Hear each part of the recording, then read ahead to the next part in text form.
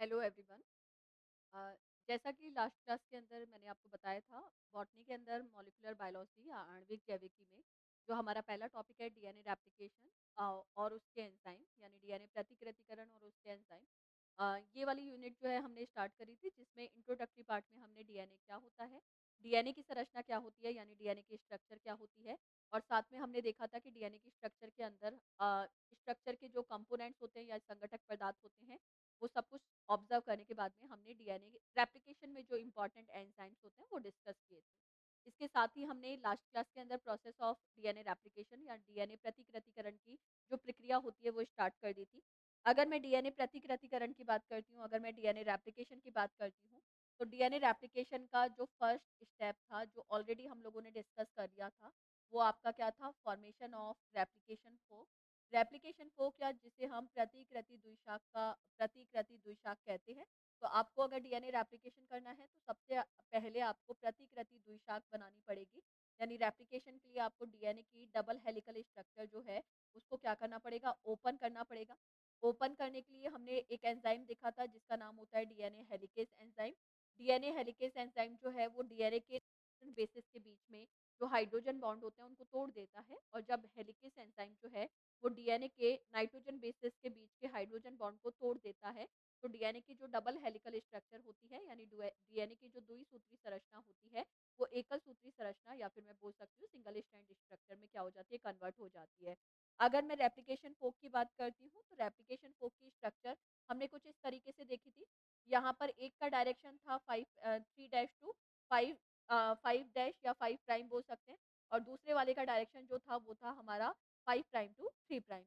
यहाँ से मैंने आपको बोला था कि कंटिन्यूअसली हमारा डीएनए का स्ट्रैंड बन जाता है, क्योंकि डीएनए पॉलीमरेज़ को दिशा मिल जाती है जिसका नाम होता है 5 प्राइम टू 3 प्राइम। जबकि इस वाले कंडीशन में डीएनए इस दिशा में नहीं बन पाता, अपोज़िट डायरेक्शन में बनता है, और जब अपोज़िट डायरेक्शन में बनता है, तो डीएनए कंटिन्यूअस ना बनकर छोटे-छोटे सेगमेंट के रूप में या छोटे-छोटे खंडों के रूप में बनता है, जिनको हम ओकाज़की खंड के नाम से जानते हैं। और बाद में फिर एक एंजाइम आता है जिसका नाम है लाइगेज़ एंजाइम। ये लाइगेज़ एंजाइम ओकाज़की खंडों को जोड़ता है, और इस तरीके से डीएनए के नए सूत्र का क्या हो जाता है? निर्माण जो है वो हो जाता है, ठीक है? तो ये सारी बातें तो हमने कर ली थी। सेकंड स्टेप जो हमें देखना है आज की क्लास के अंदर, वो है आपका इनिशिएशन या फिर आरंभन। इनिशिएशन या फिर हिंदी में कहेंगे आरंभन। सेकंड स्टेप हो जाएगा, क्योंकि पहले स्टेप में सेकंड स्टेप होगा, क्योंकि पहले स्टेप के अंदर हमने रेप्लिकेशन फोर्क का फॉर्मेशन किया है, डीएनए प्रतिकृति द्विशाख का निर्माण किया है, तो सेकंड स्टेप जो होता है वो हमारा इनिशिएशन हो जाता है। इनिशिएशन में होगा क्या कि लीडिंग स्ट्रैंड लीडिंग स्ट्रैंड अच्छा,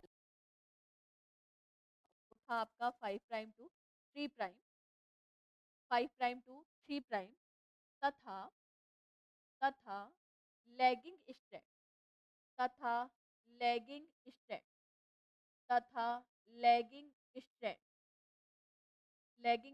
जिसका डायरेक्शन था 3 prime to 5 prime, 3 prime to 5 prime. ये दोनों सूत्र ये दोनों सूत्र ये दोनों सूत्र डीएनए प्रतिकृतिकरण ये दोनों सूत्र डीएनए प्रतिकृतिकरण ये दोनों सूत्र डीएनए प्रतिकृतिकरण डीएनए प्रतिकृतिकरण में भाग लेते हैं, डीएनए प्रतिकृतिकरण में भाग लेते हैं। इंग्लिश वाले बच्चे नोट करेंगे, both both leading strand both leading strand both leading strand both leading strand and lagging strand both leading strand and lagging strand दोनों का डायरेक्शन भी लिख सकते हैं ब्रैकेट में। लीडिंग स्ट्रैंड का डायरेक्शन लिखेंगे 5 प्राइम टू 3 प्राइम, और लैगिंग स्ट्रैंड का डायरेक्शन लिखेंगे 3 प्राइम टू 5 प्राइम। तो both leading strand and lagging strand participate in participate in DNA replication process participate in DNA replication process DNA replication process. उससे पहले क्या होगा? DNA की DNA की डीएनए की द्विसूत्री संरचना के खुलने के पश्चात डीएनए की द्विसूत्री संरचना के डीएनए की द्विसूत्री संरचना के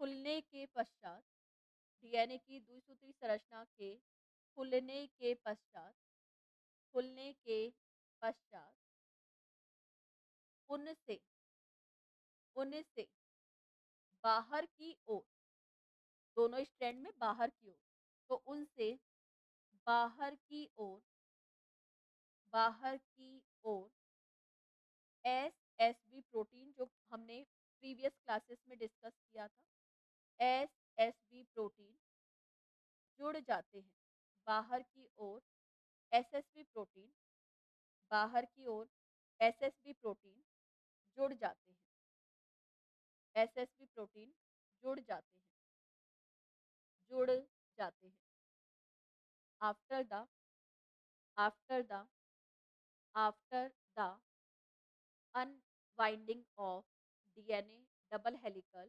structure after the unwinding oblique करके ओपनिंग भी लिख सकते हैं आफ्टर द अनवाइंडिंग ऑब्लिक करके opening of DNA double helical structure double helical structure double helical structure SSB protein SSB protein SSB protein get attached on SSB protein get attached on get attached on outer surface of get attached on outer surface of outer surface of leading and lagging strand leading and lagging strand leading and lagging leading and lagging strand ठीक है चलो उसके बाद में next point लिखेंगे इसके पश्चात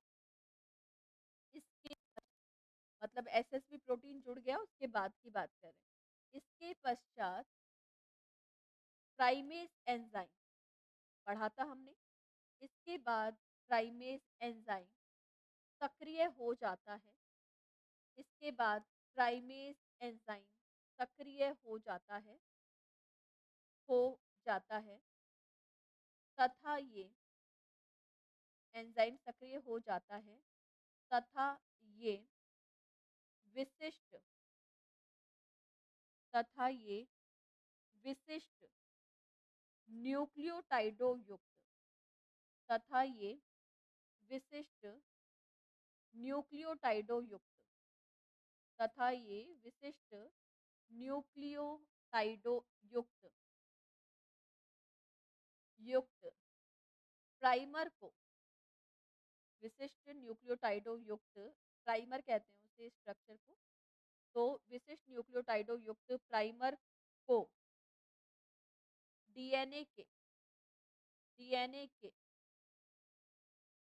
प्रतिकृति प्रारंभन स्थल डीएनए के प्रतिकृति प्रारंभन प्रतिकृति प्रारंभन स्थल स्थल पर और प्रतिकृति प्रारंभन स्थल को ही हम ओराइसी के नाम से भी जानते हैं पर जोड़ देते हैं जोड़ देता है प्राइमेज एंजाइम प्राइमर को जोड़ने का काम करता है और प्राइमर और कुछ नहीं स्पेसिफिक न्यूक्लियोटाइड्स का ग्रुप होता है और स्पेसिफिक न्यूक्लियोटाइड का ग्रुप होने का मतलब है कि ये जो है वो कहीं ना कहीं मैं बोल सकती हूँ क्या करेगा जो हमारा डीएनए है जो हमारा डीएनए है उसको क्या करेगा मैं बोल सकती हूँ एक स्पेसिफिक न्यूक्लियोटाइड ग्रुप को जोड़कर या विशिष्ट न्यूक्लियोटाइडों के समूह को जोड़कर डीएनए रेप्लिकेशन की प्रक्रिया को इनिशिएट या फिर प्रारंभ करने का क्या करता है काम करता है ठीक है तो इंग्लिश वाले बच्चे लिखेंगे after this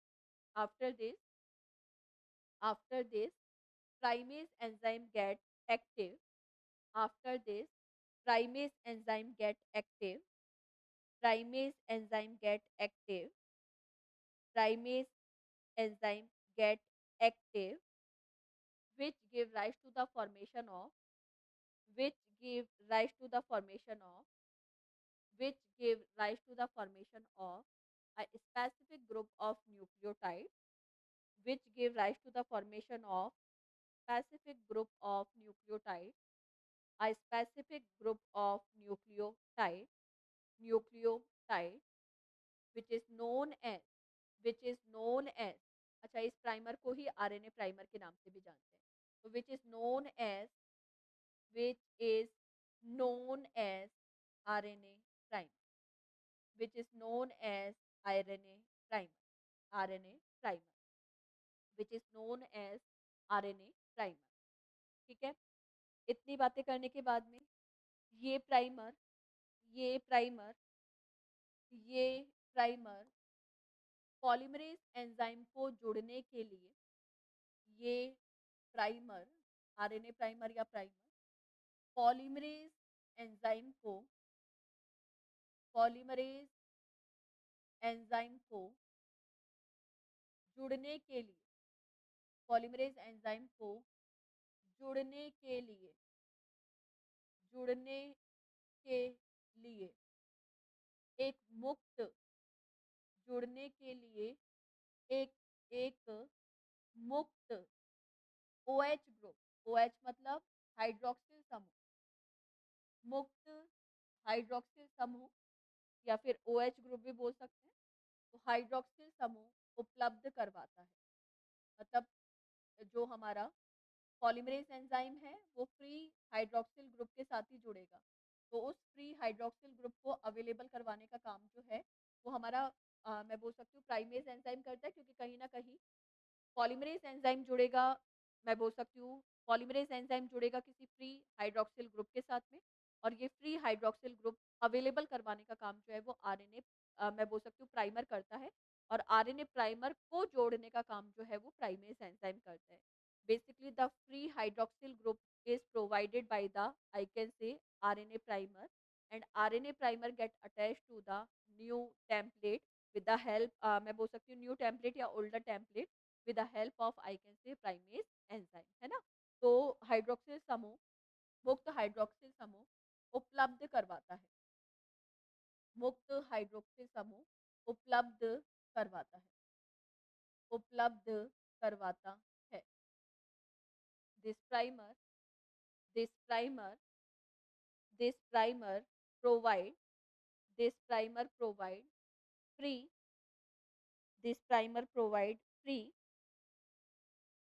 this primer provide free hydroxyl group to this primer provide free hydroxyl group to hydroxyl group to DNA polymerase enzyme DNA polymerase enzyme DNA polymerase enzyme ठीक है जैसे ही हाइड्रोक्सिल ग्रुप जो है वो मिल गया किसको पॉलीमरेज एंजाइम को तो पॉलीमरेज एंजाइम जो है वो सक्रिय हो जाएगा यानी एक्टिव हो जाएगा पॉलीमरेज एंजाइम जैसे ही हाइड्रोक्सिल ग्रुप के साथ में जैसे हाइड्रोक्सिल ग्रुप दिखेगा तो पॉलीमरेज एंजाइम को सिग्नल मिल जाएगा कि अब उसको उसका काम जो है वो स्टार्ट करना है और जैसे ही डीएनए पॉलीमरेज एंजाइम जो है वो एक्टिव हो जाएगा उसे पता चल जाएगा कि हाँ मुझे अब ये काम करना है तो उसी की वजह से डीएनए रेप्लिकेशन की प्रोसेस या जो नया सूत्र बनने वाला है डीएनए प्रतिकृतिकरण में उसका निर्माण जो है वो क्या हो जाएगा प्रारंभ हो जाएगा है ना तो लिखेंगे इस मुक्त इस मुक्त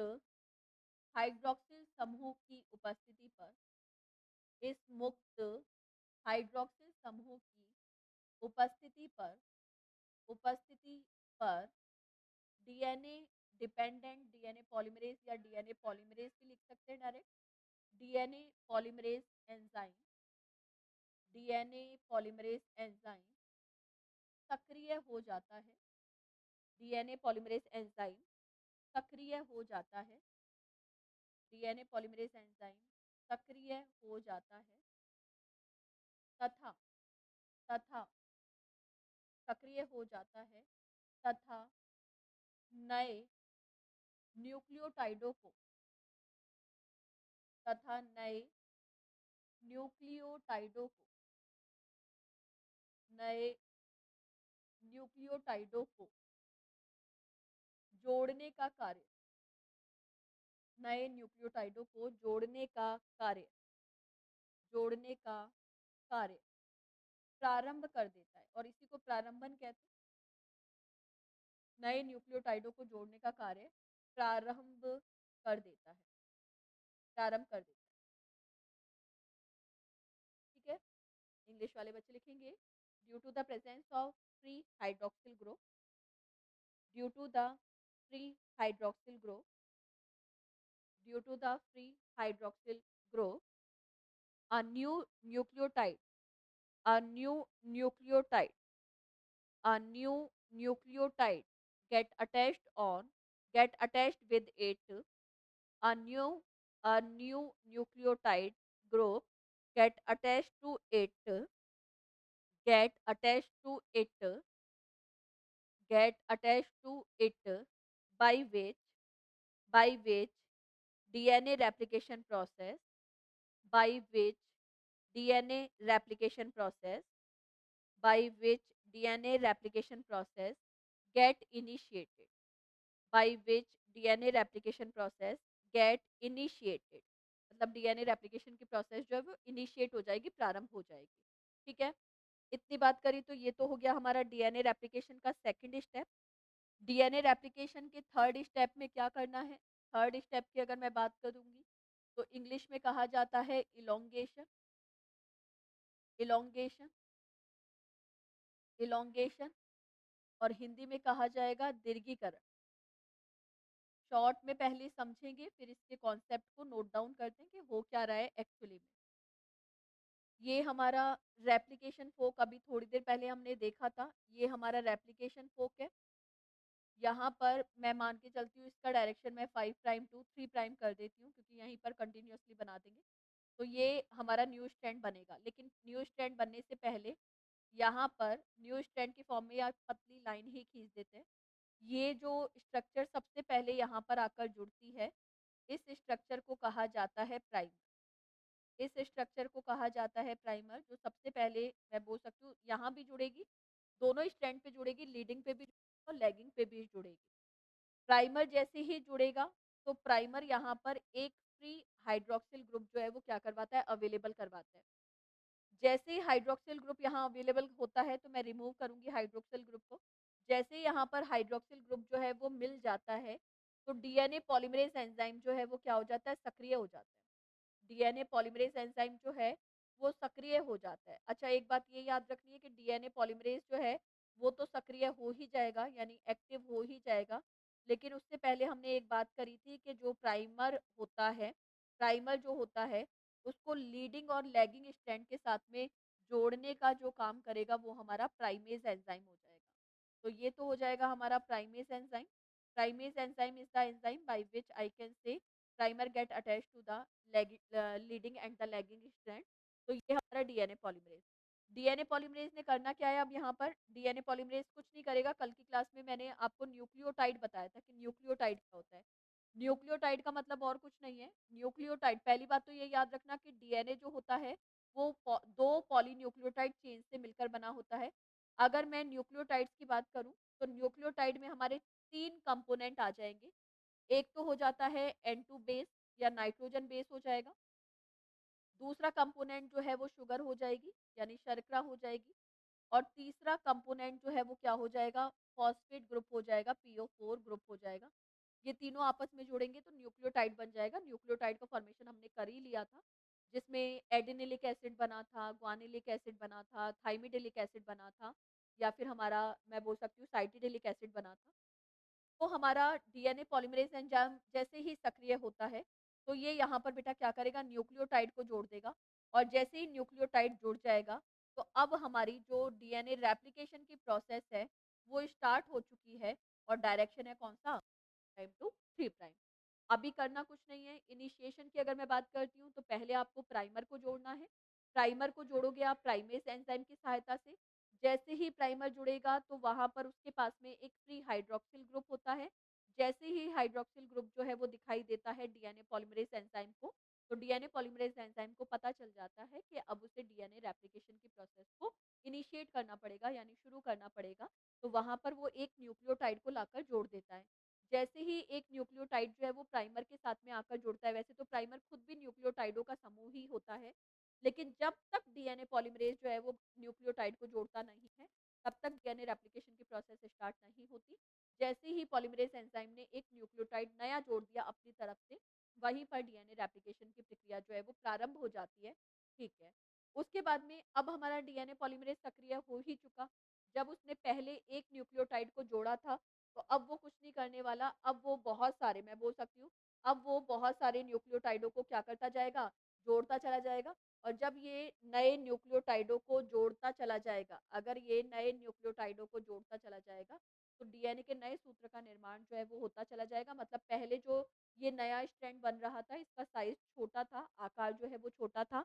अगर अब आप इसको देखोगे, ऑब्ज़र्व करोगे तो इसका एलोंगेशन हो चुका है, दीर्घीकरण हो चुका है, क्योंकि जो डीएनए पॉलीमरेज़ एंजाइम है, उसने बहुत सारे नए न्यूक्लियोटाइडों को इसके साथ में जोड़ दिया, जिसकी वजह से डीएनए सूत्र की लंबाई बढ़ गई, बहुत सारे न्यूक्लियोटाइडों की संख्या बढ़ चुकी। इसी प्रक्रिया को हम दीर्घीकरण के नाम से जानते हैं, ठीक है? इसी प्रक्रिया को हम दीर्घीकरण के नाम से जानते हैं। तो चलिए इसमें पॉइंट जो है वो मेंशन करेंगे, पॉइंट जो है वो मेंशन करेंगे।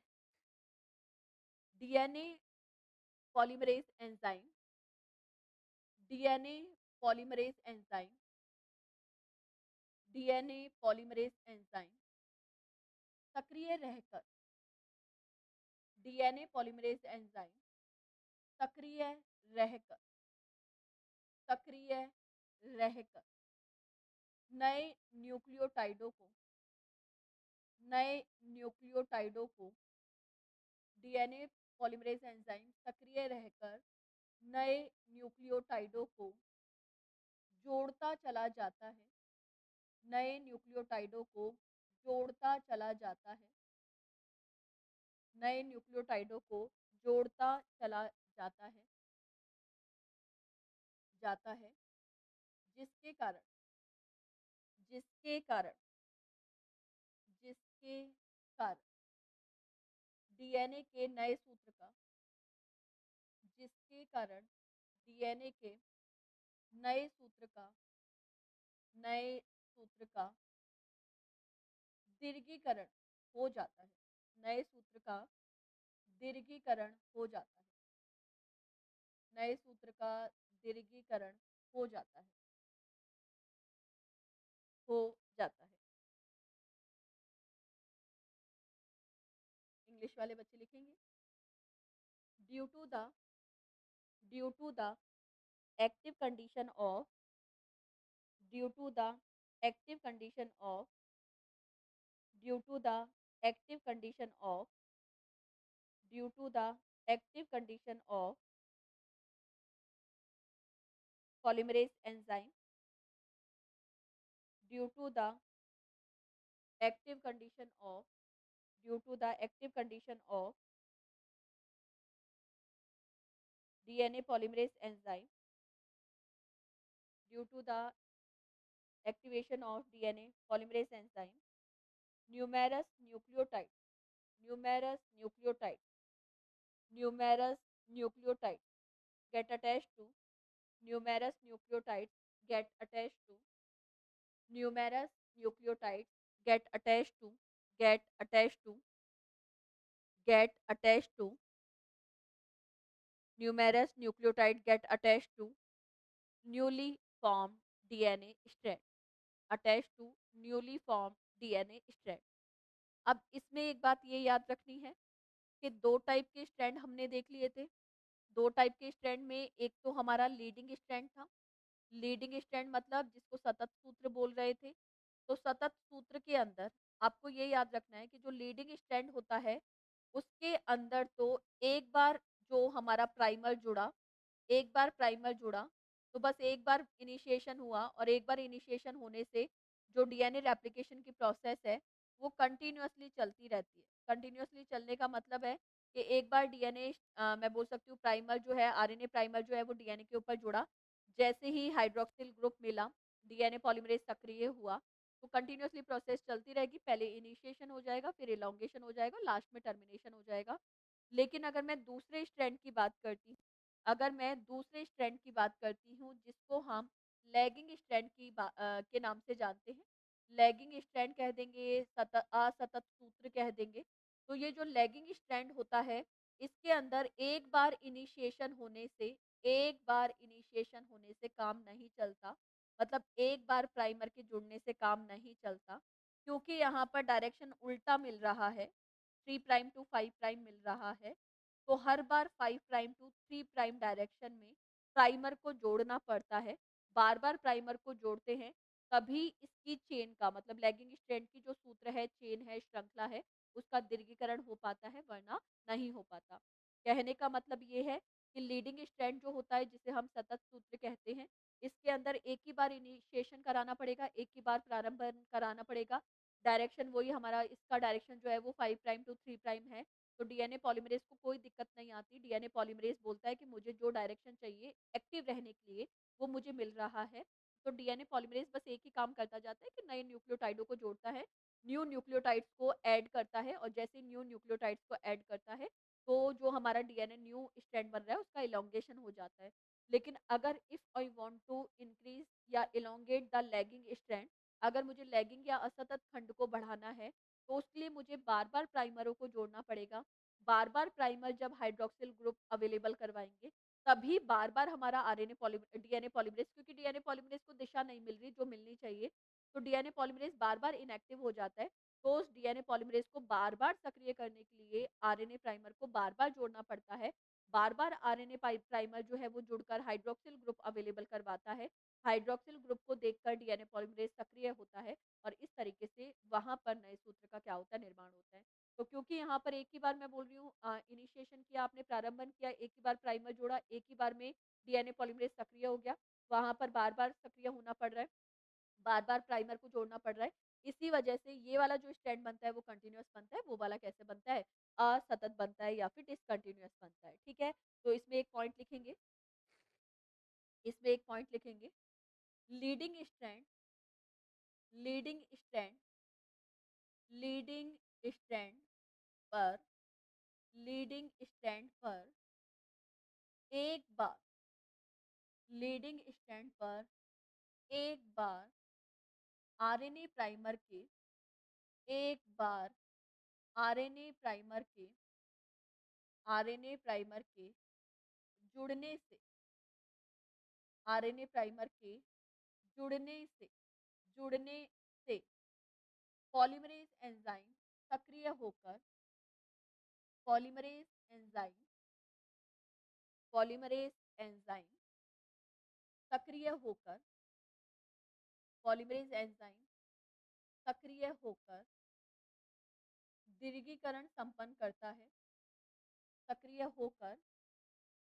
सक्रिय होकर दीर्घीकरण संपन्न करता है, दीर्घीकरण संपन्न करता है, जबकि जबकि संपन्न करता है, जबकि वाला पॉइंट जो है स्टेटमेंट वो बाद में लिखेंगे, पहले इंग्लिश वाले बच्चे लिखेंगे। On leading strand on leading strand on leading strand DNA on leading strand RNA primer on leading strand RNA primer get attached once get attached once on leading strand RNA primer get attached once due to which due to which due to which DNA polymerase enzyme become active due to which DNA polymerase enzyme become active and help in and help in elongation of and help in and help in elongation of DNA help in elongation of DNA new strand elongation of DNA new strand, ठीक है, due to the due to the presence of due to the presence of appropriate direction due to the presence of appropriate direction bracket में लिखेंगे 5 prime to 3 prime 5 prime to 3 prime 5 prime to 3 prime, ठीक है। चलिए next point इसी में, जबकि जबकि जबकि लैगिंग स्टैंड पर जबकि लैगिंग मतलब असतत सूत्र पर जबकि लैगिंग सूत्र पर RNA RNA primer RNA primer के बार-बार जुड़ने से बार-बार जुड़ने पर ही जुड़ने पर ही जुड़ने पर ही DNA polymerase DNA polymerase enzyme DNA polymerase enzyme सक्रिय होता है सक्रिय होता है सक्रिय होता है तथा तथा तथा दीर्घीकरण करता है तथा दीर्घीकरण करता है तथा दीर्घीकरण करता है क्योंकि यहाँ पर दिशा उल्टी है। दिशा यहाँ पर क्या है? 3 प्राइम टू 5 प्राइम। इसलिए बार-बार पॉलीमरेज़ एंजाइम इनएक्टिव हो जाता है। बोलता है मैं नहीं करूँगा काम, है ना? कुछ वैसा। चलिए, इंग्लिश वाले बच्चे नोट डाउन करेंगे। While on while on lagging strand while on lagging strand while on lagging strand while on lagging strand RNA primer get attached many time RNA primer get attached in many time RNA primer get attached in many time and and provide hydroxyl group 2 and provide hydroxyl group 2 and provide hydroxyl group 2 hydroxyl group 2 hydroxyl group 2 DNA polymerase enzyme hydroxyl group 2 DNA polymerase enzyme DNA polymerase enzyme और dash करके लिखेंगे due to the presence of inappropriate direction due to the presence of due to the presence of inappropriate direction due to the presence of inappropriate direction और inappropriate direction में कौन कौन सी direction है यहाँ पर 3 प्राइम टू 5 प्राइम। ठीक है, वहाँ तो कोई दिक्कत नहीं है, लगातार मैं बोल सकती हूँ हमारा डीएनए जो है वो लगातार बनता चला जाता है। इस वाली सिचुएशन में आरएनए प्राइमर को बार-बार इस दिशा में जुड़ना पड़ेगा। आरएनए प्राइमर जुड़ेगा तो इसी दिशा में डीएनए पॉलीमरेज़ सक्रिय होकर न्यू वन मैं बोल सकती हूँ आपका डीएनए स्ट्रैंड का फॉर्मेशन करेगा। थोड़ी देर पहले मैंने बताया था कि जो लीडिंग स्ट्रैंड होता है, वो तो नया जो सूत्र बनाता है यानी न्यू स्ट्रैंड का जो फॉर्मेशन करता है वो कंटिन्यूअसली करता है, क्योंकि वहाँ पर एक ही बार प्राइमर जुड़ा है। जो हमारा लीडिंग स्ट्रैंड है उसका प्राइमर केवल एक बार जुड़ता है, इसी वजह से मुझे कंटिन्यूअस फॉर्म में न्यू वन स्ट्रैंड का फॉर्मेशन देखने को मिलता है। जबकि अगर मैं लैगिंग स्ट्रैंड की बात करती हूँ जिसको असतत सूत्र के नाम से हम लोग जानते हैं। यहाँ पर आरएनए प्राइमर क्योंकि बार-बार जुड़ रहा है तो आरएनए प्राइमर जुड़ रहा है, फिर डिफरेंट हाइड्रॉक्सिल ग्रुप मिल रहे हैं। फिर अलग-अलग हाइड्रॉक्सिल ग्रुप के या हाइड्रॉक्सिल समूह के मिलने पर डीएनए पॉलीमरेज़ बार-बार सक्रिय हो रहा है और फिर न्यूक्लियोटाइड को जोड़ रहा है। तो यहाँ पर जो न्यू डीएनए स्ट्रैंड बनता है वो सतत ना बनकर असतत बनता है और इन खंडों को ही ओकाजाकी खंड के नाम से जानते हैं। हालाँकि ये ओकाजाकी खंड जो है, ये जो ओकाजाकी फ्रैगमेंट्स हैं, after some time they get attached to each other with the help of ligase enzyme यानी कुछ समय के पश्चात ये जो हमारे ओकाजाकी खंड हैं, ये लाइगेज एंजाइम की सहायता से जोड़ दिए जाते हैं और हमें जो सूत्र है वो कंटीन्यूअस ही दिखाई देता है, लेकिन फॉर्मेशन के टाइम पर वो कंटीन्यूअस नहीं होता, वो डिसकंटीन्यूअस होता है।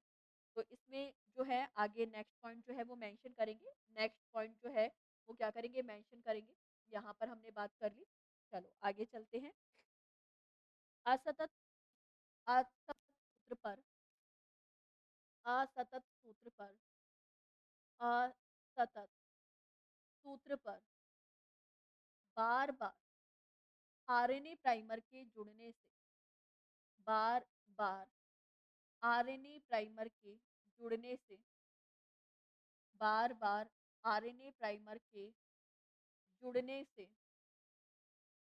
बार-बार आरएनए प्राइमर के जुड़ने से नए सूत्रों का निर्माण नए सूत्रों का निर्माण या नए सूत्र का निर्माण सूत्र ने सूत्र का निर्माण छोटे-छोटे नए सूत्र का निर्माण छोटे-छोटे खंडों के रूप में होता है। छोटे-छोटे खंडों के रूप में होता है। खंडों के रूप में होता है। जिन्हें जिन्हें ओकाजाकी खंड कहा जाता है। जिन्हें ओकाजाकी खंड कहा जाता है। जिन्हें ओकाजाकी खंड यानी ओकाजाकी फ्रैगमेंट ओकाजाकी फ्रैगमेंट कहा जाता है। ओकाजाकी फ्रैगमेंट कहा जाता है।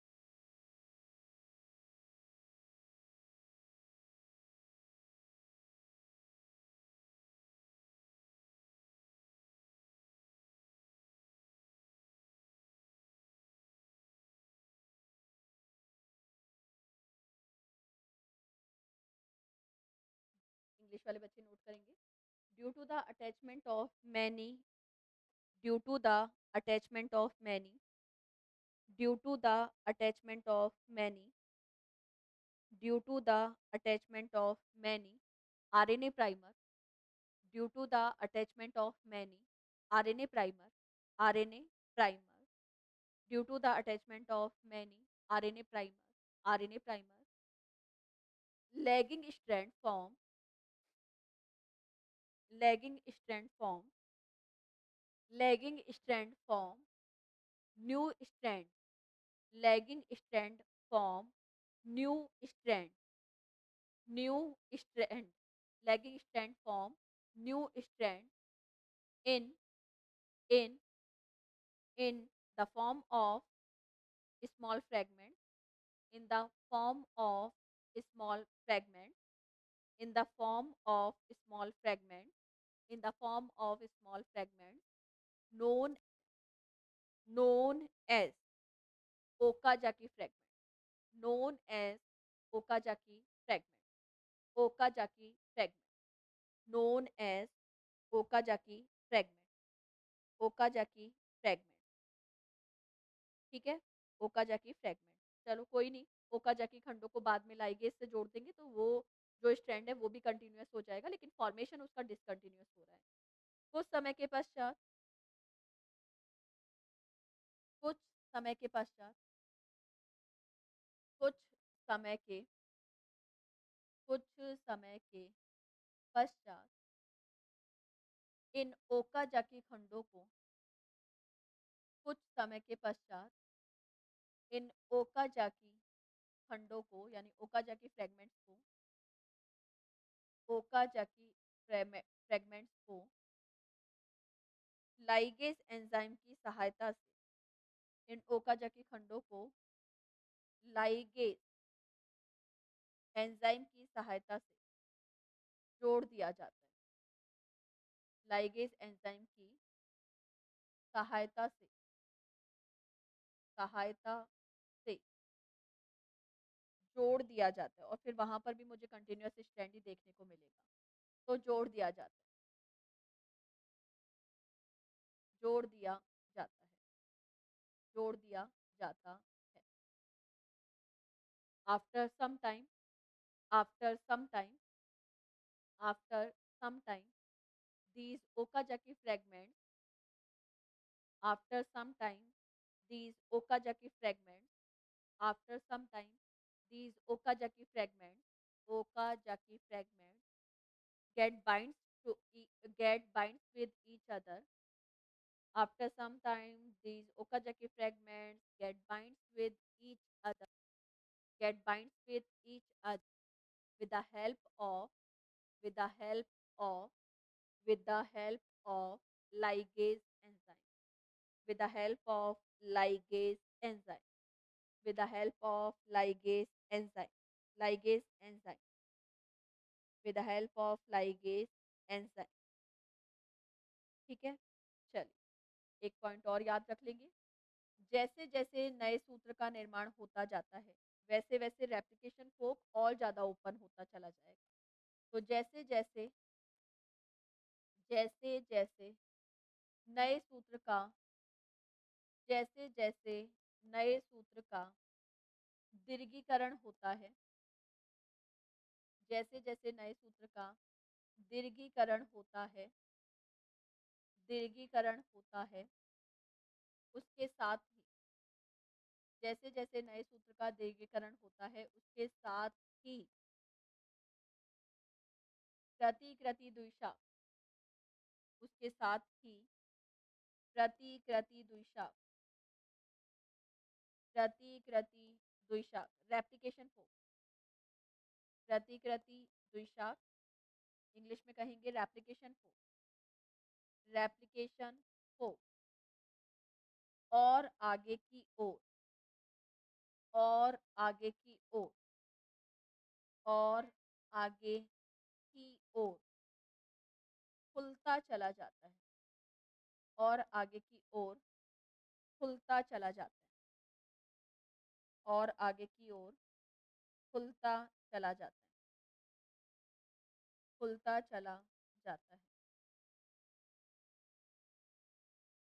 और आगे की ओर खुलता चला जाएगा मतलब ऊपर तक हमें नया डीएनए बनाना है।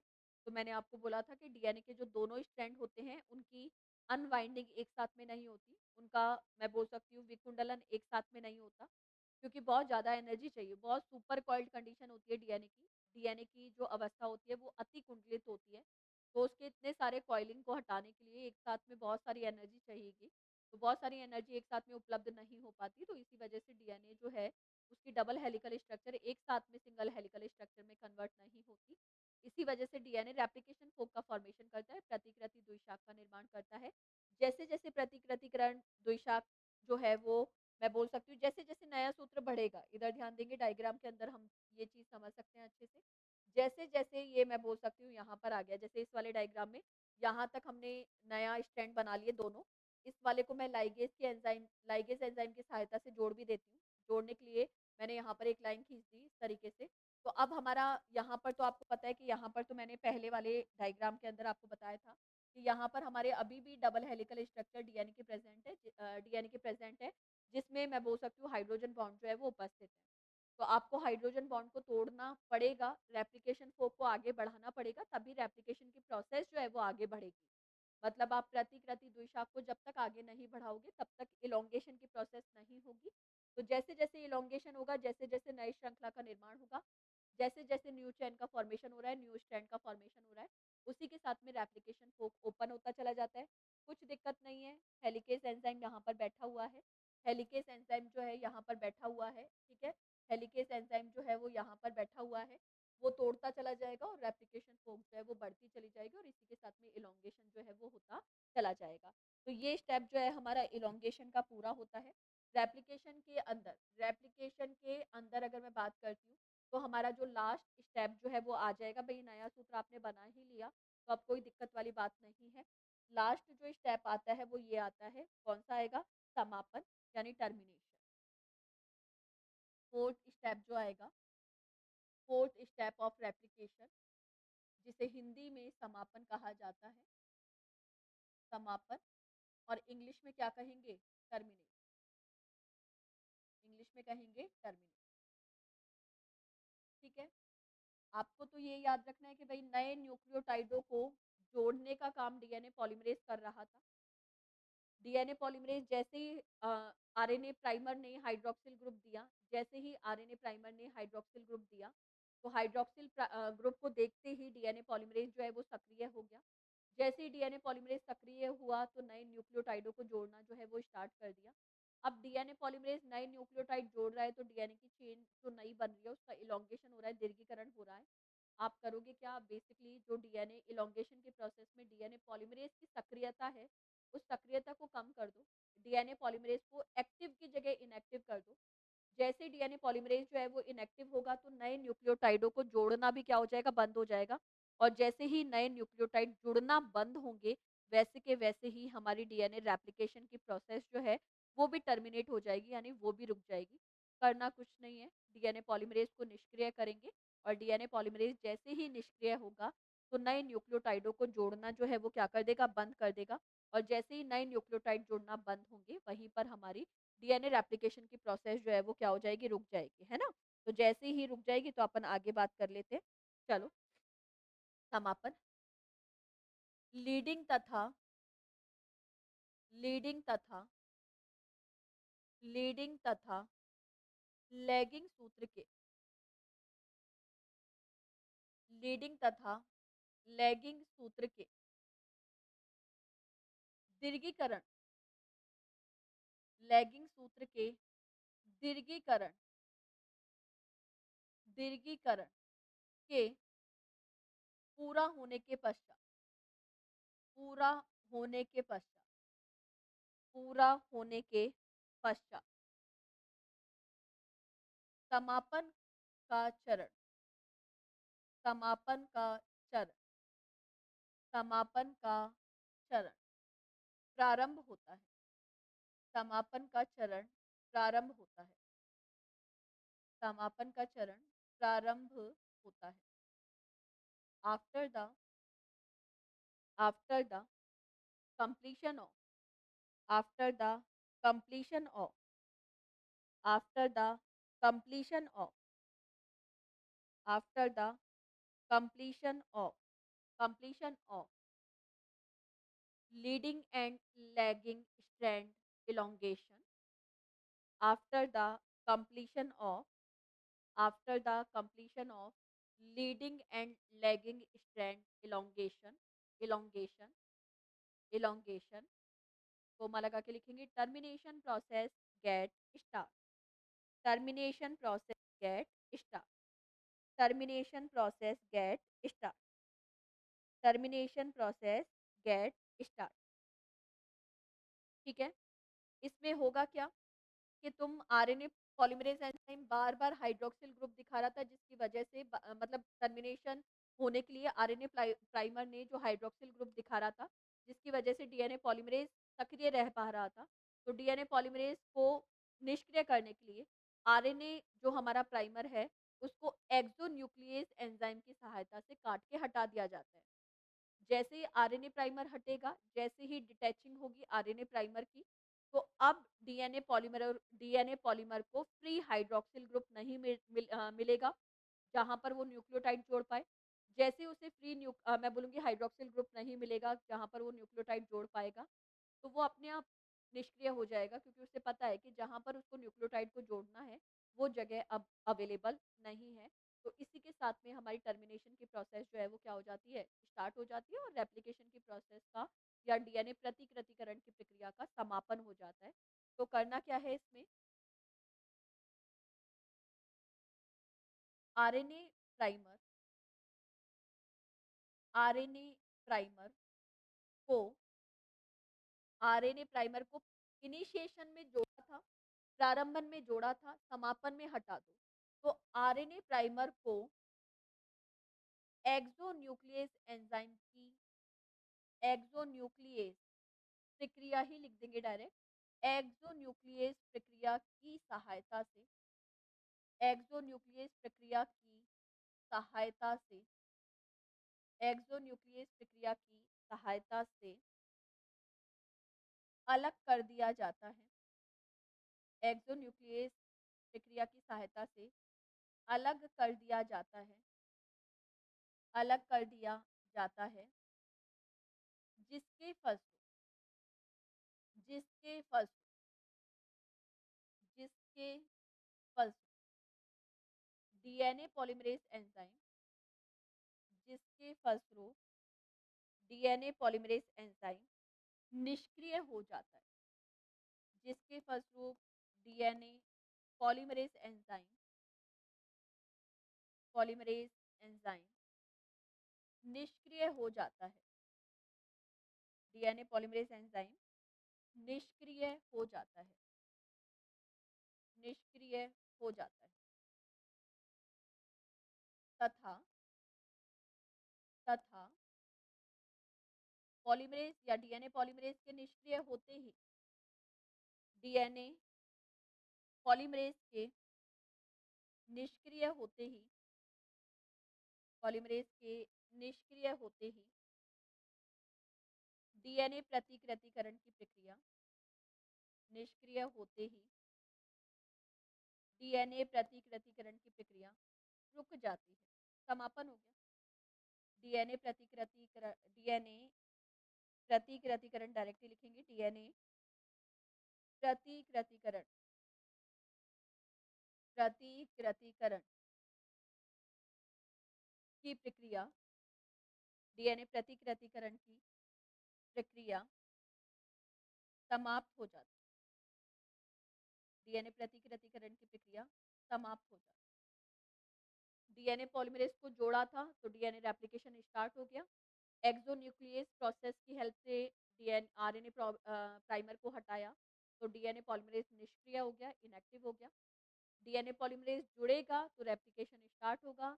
डीएनए पॉलीमरेज इनएक्टिव होगा, हटेगा, मैं बोल सकती हूँ आरएनए प्राइमर हटेगा, डीएनए पॉलीमरेज निष्क्रिय होगा तो डीएनए रेप्लिकेशन की प्रोसेस रुक जाएगी। तो उसी की वजह से हमारी जो डीएनए रेप्लिकेशन की प्रोसेस है इसका टर्मिनेशन हो जाता है। तो पॉइंट जो है वो नोट करेंगे। Due to the activity of due to the activity of due to the activity of exonuclease due to the activity of exonuclease due to the activity of exonuclease RNA primer get detached of RNA primer get detached of मतलब separate हो जाता है। तो due to the activity of exonuclease RNA primer get detached of RNA primer get detached of due to which due to which due to which DNA due to which DNA polymerase enzyme become inactive due to which DNA polymerase enzyme become inactive due to which DNA polymerase enzyme become inactive and and it terminate the process of and it terminate the process of and it terminate the process of DNA replication. It terminate the process of DNA replication. तो DNA replication की process को क्या कर देगा? Terminate कर देगा।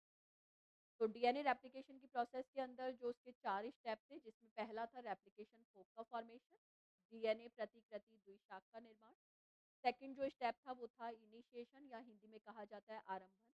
Second third step जो था यहाँ पर वो था इलॉन्गेशन या जिसे हिंदी में कहा जाता है दीर्घीकरण।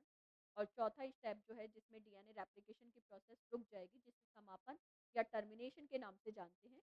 उसके काफ़ी इंपॉर्टेंट पॉइंट जो है हमने आज डिस्कस कर लिए। थोड़ी सी प्रोसेस बची है उसके बाद में इसके ऊपर जीन रेगुलेशन कैसे होता है, मतलब डीएनए रेप्लिकेशन की प्रोसेस को जीन्स के थ्रू कंट्रोल किया जाता है, वो कंट्रोल कैसे होता है वो हम नेक्स्ट क्लास के अंदर डिस्कस करेंगे। आज के लिए इतना ही। Thank you.